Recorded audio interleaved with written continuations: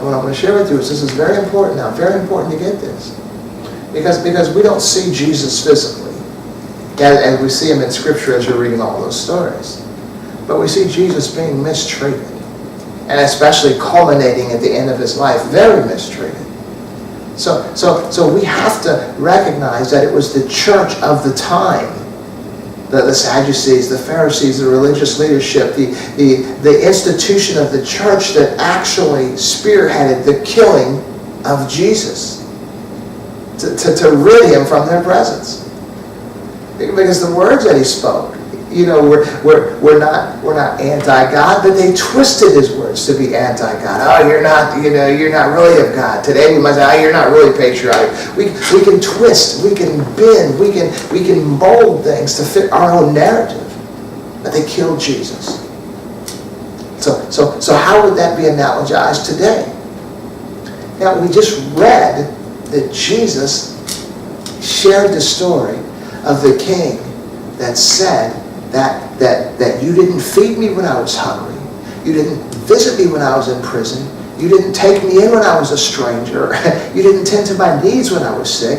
And they said that when, Lord, were you hungry? When were you a stranger? When were you in prison? When were you sick?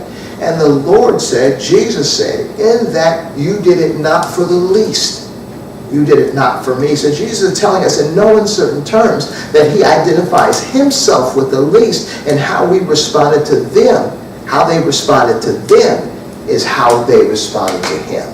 And so today, we don't see Jesus, but what we do to the least, we're doing to him. We're doing to Jesus today. Killing Jesus.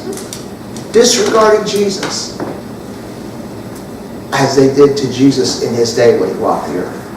We're the ones, those calling ourselves Christians, those calling ourselves believers, are the modern day Pharisees and the modern day Sadducees. And in the words of Jesus, that which you do to the least, you're doing to him.